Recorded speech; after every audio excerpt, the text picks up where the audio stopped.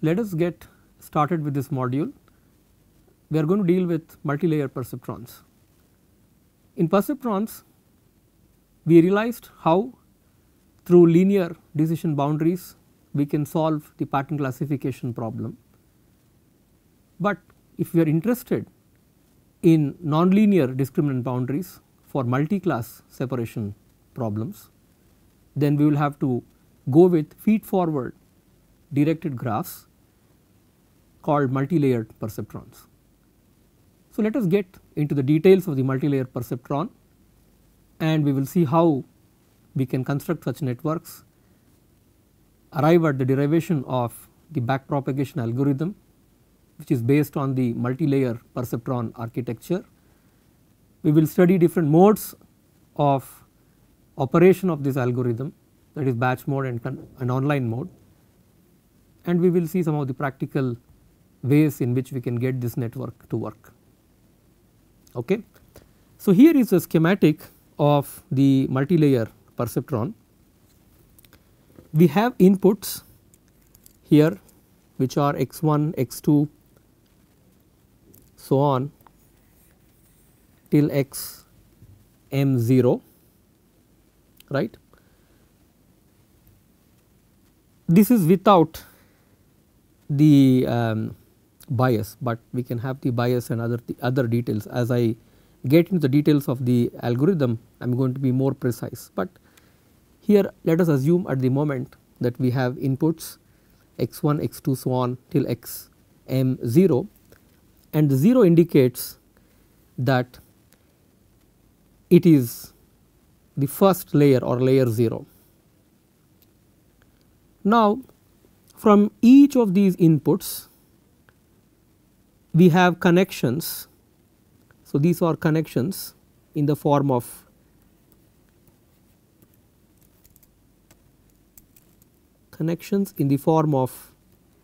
directed graphs or directed edges, I would say.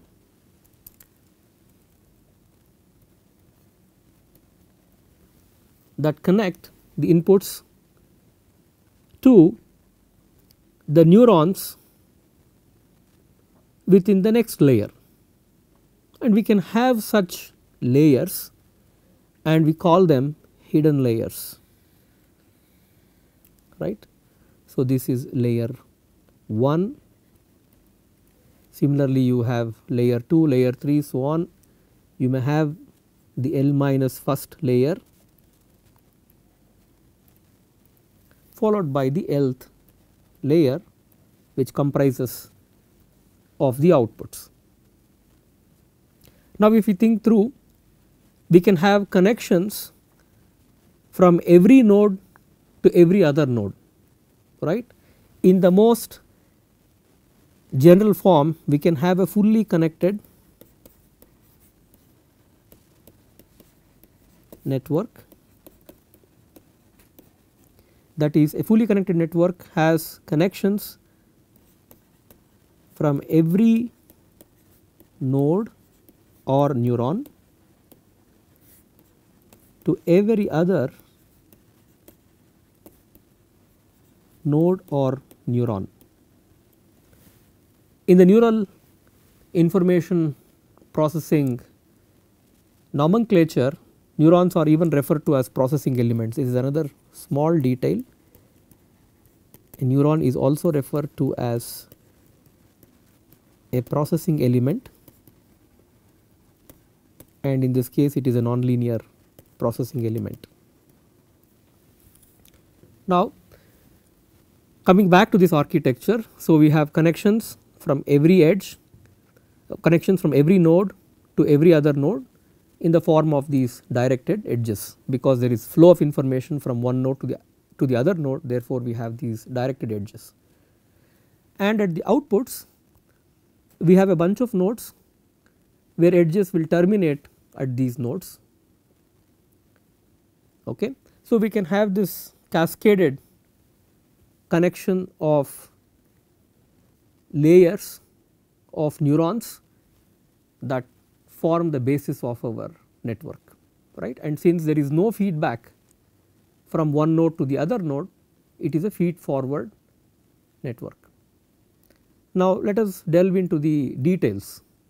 I have given you a bunch of errors here x1, x2 so on till x m0, right. Similarly, we can have different number of neurons within each layer. We can have different number of neurons within each layer. Layer 1 can have m suffix 1 number of neurons, layer 2 can have m suffix 2 number of neurons, so on and so forth. The last layer can have m suffix capital L number of neurons. Okay. This is very flexible, we do not have to be restricted by the number of neurons.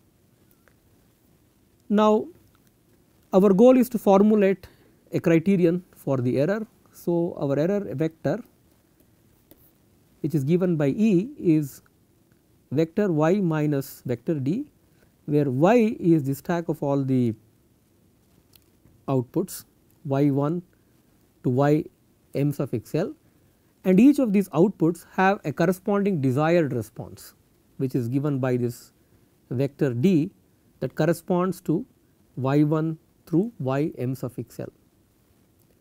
So, how does this work, right? Your y1, y2, y3 so on till y m suffix l can be computed based upon the connections within the network based on the inputs. Similarly, based on the inputs we can also have a desired response, right, and that could be this vector d. A good example would be, imagine I give you the image of a cat, maybe in a certain orientation you capture the feature vectors, and those vectors could be x1 till x m suffix 0, right, and the desired response for a cat can be something like a vector which is 0 1 0 1 0 0 0, something like this. This could be a cat, and this y can be some real values r1, r2, r3, r4 dot dot dot, right. So, this is an example or illustration how one would think about the mapping between the output vectors and the desired response, and this is the basis of supervised learning. Okay. Now, here is the notation for the signals that we can think of. The bold blue edges stand for functional signals, that is our legend, and the error signals are denoted by these dotted lines, directed lines going from one node to the other node. At this juncture you would be very careful to sort of imagine why I have this error signal going backwards, right. If you are a little savvy, you will understand or you will see that when we have to compute the signals y1 through y m suffix l, we have to go through the feed forward paths, that is all the way from the inputs through the set of hidden layers to the output layer, and that is how we have to do the computation. But when we measure the outputs and subsequently the error, it will be at the last layer, and from the measurement of the error that we have in the last layer, we have to propagate the error signals all the way backwards from the last layer to the weights that are connecting from the input to the first hidden layer, right. Otherwise, how could we adapt the weights? This is a very important principle. So, therefore, we illustrate this through these dots, dotted edges and straight edges. Okay. This is sort of our legend for the signals. Okay. Let us go forward. Now, let y suffix j of n denote the function signal at the output of neuron j in the output layer, right. At each neuron in the output layer there is a functional signal and then a corresponding desired response in terms of an attribute or a coordinate, right. So, let us denote y suffix j as the functional signal and d suffix j as the desired response or desired coordinate, right, desired attribute slash coordinate of the vector d, and you know what y suffix j is.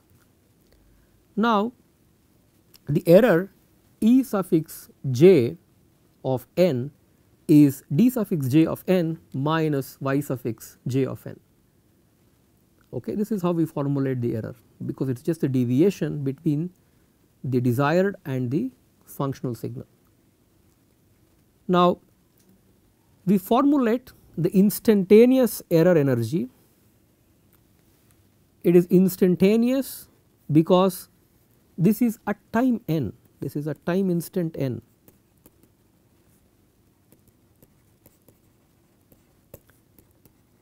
And you have to be mindful that this is a discrete time step. So, therefore, we write it is a discrete time instant n, and we treat this as half E suffix j square n. So, you may again wonder why this half. So, when you take derivatives, when you take the derivative of this instantaneous energy, you just get the error directly, right. So, therefore, that when you take the square, when you take the derivative, the 2 will appear out and half and 2 will cancel. That is the reason why we want to introduce this half. This is a sort of normalization.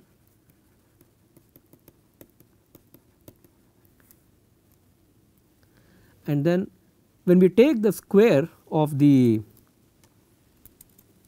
error, we do not care about its sign anymore, which is also a very important criterion when we have to think about techniques that are based on quadratic optimization. We do not care about the sign as long as we value the magnitude given by the square of the signal. Now, this is a very basic setup. Okay. From this we have to compute the energy, that is the error energy over all the neurons in the output layer, right. We have to compute the error energy that is instantaneous over all the neurons in the output layer, and this is given by this quantity E of n, which is 1/2 sigma j belonging to C, where C is a set of neurons in the output layer, the summation E j square n, right. You have the instantaneous energy, this is our instantaneous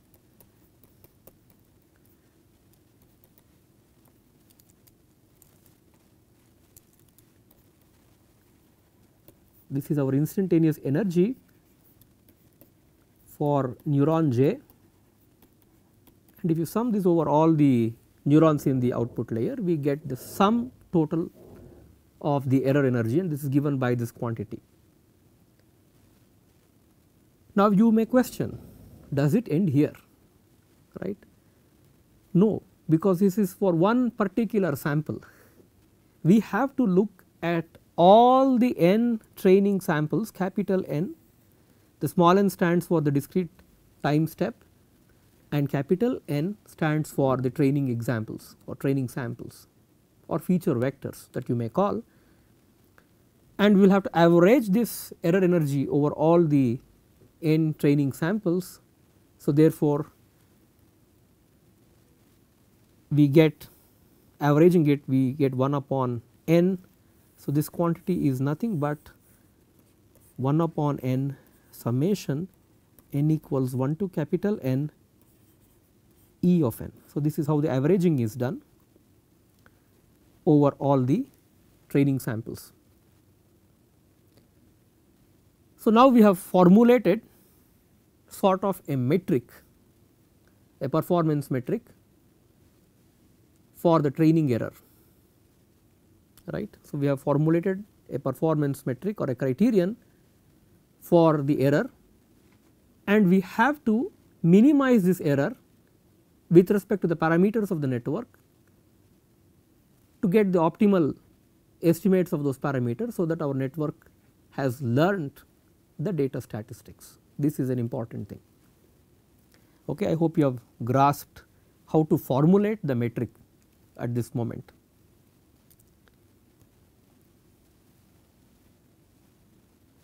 One important note before we get to the next slide is the following, that this is a quadratic cost, this metric is a quadratic cost, and we want to adopt this criterion so that it helps simplify our algebra and it makes the mathematics easy. That is, we can derive a good training rule from this, and this rule hopefully in some sense is unique. Okay. This is one small detail, and you may also question the mode of operation, how we want to update the neurons. We will discuss that criterion also when we get towards the operation of the algorithm. Now, there are two modes for learning. One is the batch mode, other is the online mode. Let us see how these two are different. I will start with the online learning because it is easy, and then I will get into batch learning. In online learning, we adjust the weights for every tuple xi and di presented to the network at time instant I. So, this is the feature vector that is presented to the network, and this is the desired response. I will call this a vector because it will have different coordinates.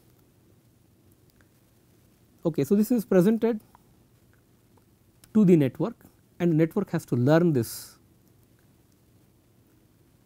and the weights are adjusted for every tuple, that is every time instant I. For every example that I present, I learn the weights of the network. You may even wonder why this is done like this. Is easy, online learning is easy. We will discuss different pros and cons of online learning and other learning methods, but you have to understand that the updation happens at every time instant. We have the other mode of learning, which is the batch learning. In this case, the adjustments to the synaptic weights are performed after all the n, capital N data points in the training set are presented to the network. So, in one pass you present all the n data points in the training set to the network, then the synaptic weights are adjusted, and this process continues on an epoch by epoch basis. Okay. This is important, on an epoch by epoch basis. So, one epoch has all the data points presented to the network, and then at one shot the weights are adjusted, and this continues, and maybe you could shuffle the inputs and then again present it to the network if you are not dealing with algorithms that are spatiotemporal in nature, but as long as you do not worry about the time order, you can shuffle and present it to the network, right. So, these are two different update methods or learning methods, and each one has an advantage or disadvantage if you think of. So, this begins with the next natural question about pros and cons of batch learning versus online learning, right. Let us discuss with the batch learning first. So, the batch learning, the advantages are as follows. First, it can provide us with an accurate estimation of the gradient vector towards convergence, because the network somehow has seen all the examples or all the samples or data points within one epoch. So, therefore, you have sort of an average error energy within that epoch, and then you are kind of estimating the gradient based on that, right. So, it has a better estimation than the online estimation, because in online you are doing it per sample basis. So, it could be noisy, and you may not get sort of the mean captured here, the mean energy, error energy captured here. Second, batch learning lends itself to parallelization of the learning process. This is very important, because it is the same error energy, right, over, if you think about this, it is 1 upon n e suffix n for all small n equals 1 to n. This is how you are averaging this error, and this you can split into different engines, and you can learn each of these engines individually. So, this can lend itself to parallelization of the learning process.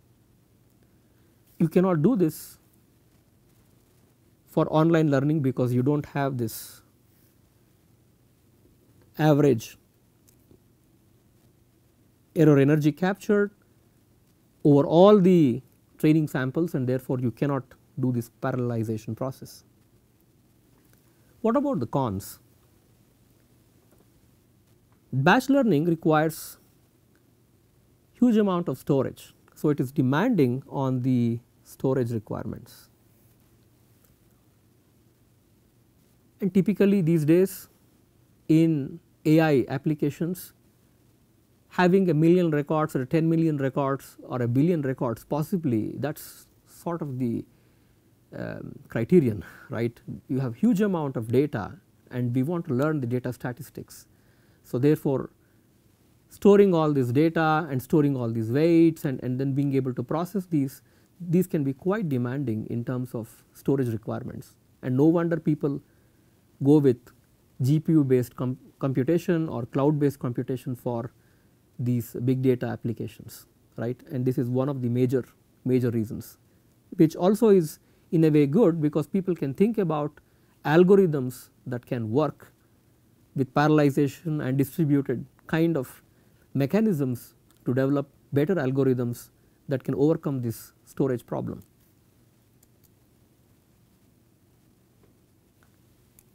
Now, let us get into the details of online learning, right. I discussed how online update is done, and we saw that the online update is done on a per sample basis, that is, you are given the desired vector and the input vector, and then you want to learn the weights at every time instant. So, there are pros and cons of this approach.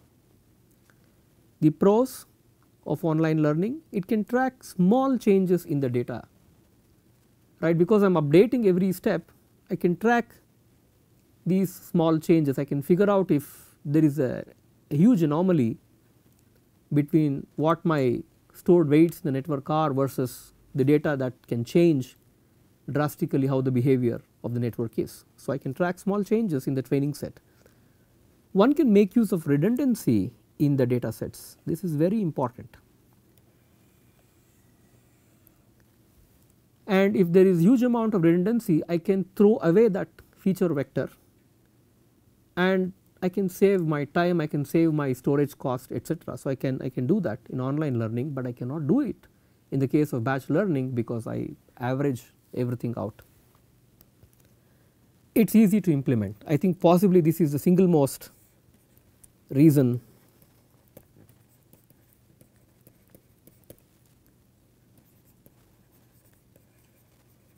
this is the single most good reason to adopt online learning, because it is easy to implement. So, these days neural network applications are being explored towards hardware.